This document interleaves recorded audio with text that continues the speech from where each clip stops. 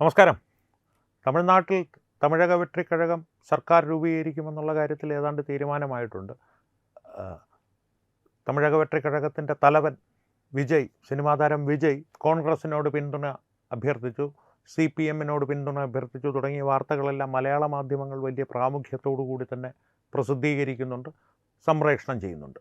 ഇതെല്ലാം സത്യാവസ്ഥ തന്നെയാണ്. അപ്പോൾ BJP എന്ത് ചെയ്യുന്നു, AIADMK എന്ത് ചെയ്യുന്നു എന്നുള്ളൊരു ചോദ്യം ഉയരാം. പക്ഷേ തമിഴക വെട്രിക്കഴകത്തിൻ്റെ വ്യക്താവായ അരുൺ രാജ് പറഞ്ഞിരിക്കുന്നത് AIADMK-യുമായി സഖ്യത്തിനില്ല എന്നുള്ളതാണ്. ശരി, ഇത്രയും കാര്യങ്ങൾ രാഷ്ട്രീയപരമായി ഇപ്പോൾ അവിടെ നിലനിൽക്കുന്നു. അല്ലെങ്കിൽ മലയാള മാധ്യമങ്ങൾ വിജയ് പിന്തുണ അഭ്യർത്ഥിച്ചു എന്ന് പറയുന്നു.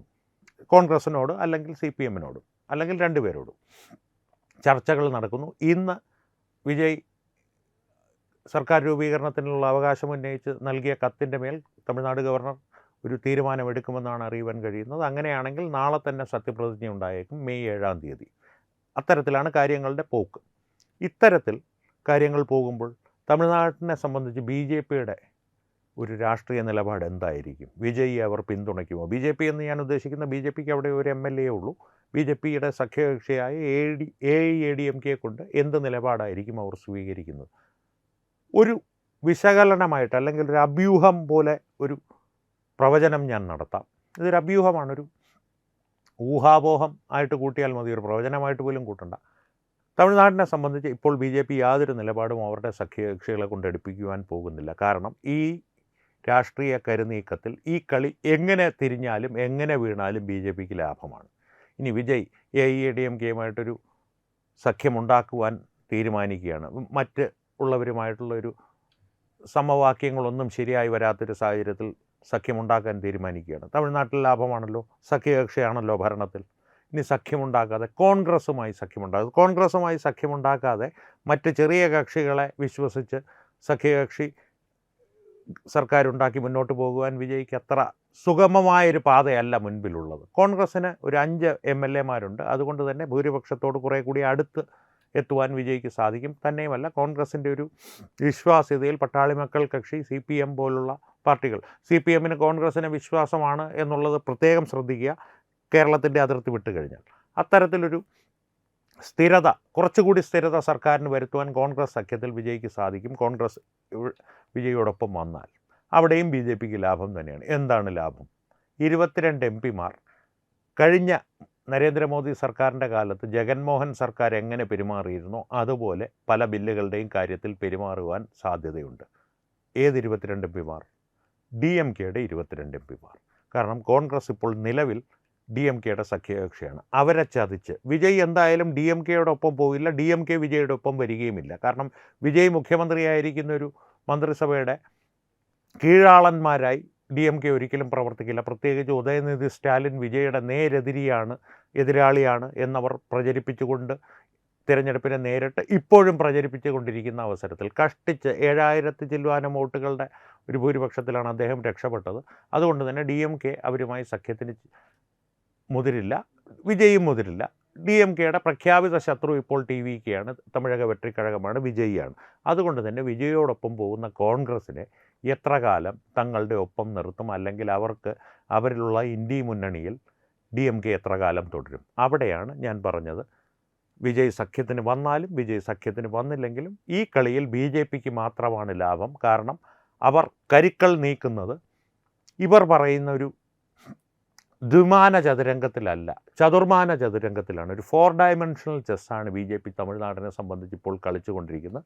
BJP-യുടെ തമിഴ്നാടിൻ്റെ ആഭ്യന്തര കാര്യങ്ങൾ പറയുകയാണെങ്കിൽ തമിഴ്നാടിനെ സംബന്ധിച്ച് ബാക്ക് ടു ഡ്രോയിങ് ബോർഡ് പോകേണ്ട സമയമായിരിക്കുന്നു BJP-ക്ക് എന്നുള്ള കാര്യം വളരെ വ്യക്തമാണ്. അത് BJP കേന്ദ്ര നേതൃത്വത്തിനും അറിയാം. പുതിയ ഒന്നേ എന്ന് തുടങ്ങേണ്ട ഒരവസ്ഥയിലാണ് BJP തമിഴ്നാട്ടിൽ. അതവർ തുടങ്ങുക തന്നെ ചെയ്യും. അതവർക്ക് പുതുമയുള്ള കാര്യമൊന്നുമല്ലല്ലോ. BJP-യെ പോലൊരു രാഷ്ട്രീയ കക്ഷിക്ക് ഇത്തരത്തിലൊരു പുനരാരംഭം ഒരു പുതിയ കാര്യമൊന്നുമല്ല. അതവർ ചെയ്യുക തന്നെ ചെയ്യും. പക്ഷേ വിജയെ സംബന്ധിച്ച് പറയുകയാണെങ്കിൽ എങ്ങനെ ഈ കളി തിരിഞ്ഞാലും എങ്ങനെ ഈ കളി മറിഞ്ഞാലും ആത്യന്തികമായി BJP-ക്ക് ലാഭകരമായ പരിണാമമുണ്ടാകുകയുള്ളൂ. ഈ കളി ആര് ജയിച്ചാലും ആത്യന്തികമായി ജയിക്കുവാൻ പോകുന്നത് BJP തന്നെയാണ്. അങ്ങനെയുള്ളൊരു സാഹചര്യത്തിലേക്കാണ് കാര്യങ്ങൾ നീങ്ങുന്നത്. തമിഴ്നാട്ടിലെ രാഷ്ട്രീയ സ്ഥിതികൾ എങ്ങനെ മാറി മറിഞ്ഞാലും ലാഭം കൊയ്യുവാൻ പോകുന്നത് BJP തന്നെയാണ്.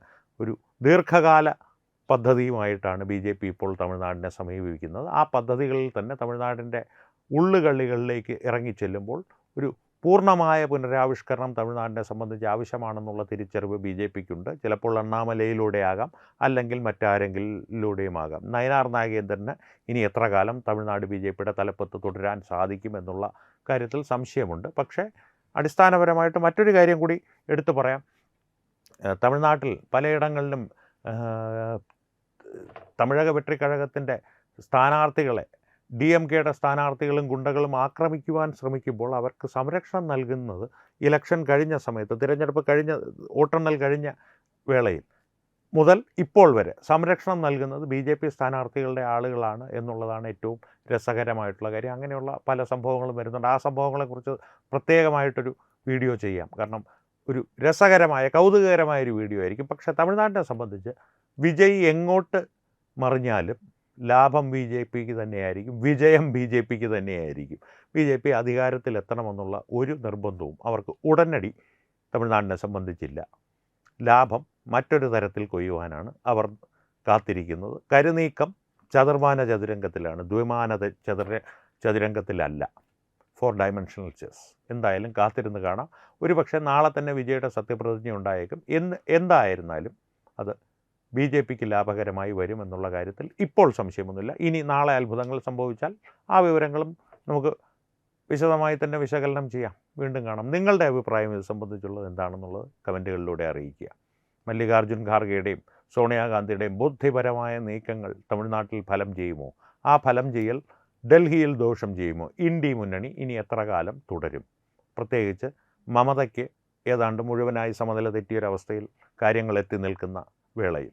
വീണ്ടും കാണാം. നന്ദി, നമസ്കാരം. വിട്ടുവീഴ്ചയില്ലാത്ത നിലപാടുകളുമായി ദേശീയതയുടെയും സമാജത്തിൻ്റെയും ശാക്തീകരണത്തിനു വേണ്ടി തത്വമയിയുടെ ജൈത്രയാത്ര തുടരുകയാണ്. യൂട്യൂബിൽ മാത്രം തത്വമയിക്ക് 10 ലക്ഷം സബ്സ്ക്രൈബേഴ്സിലേക്ക് എത്താൻ ഏതാനും ചുവടുകൾ മാത്രമാണ് ബാക്കി. മറ്റ് സോഷ്യൽ മീഡിയ പ്ലാറ്റ്ഫോമുകളിലും തത്വമയിയുടെ നിറസാന്നിധ്യം തുടരുകയാണ്. ഈ അവസരത്തിൽ ഞങ്ങൾക്ക് നിങ്ങളോടുള്ള അഭ്യർത്ഥന ഞങ്ങളോടൊപ്പം നിൽക്കുക എന്നുള്ളതാണ്.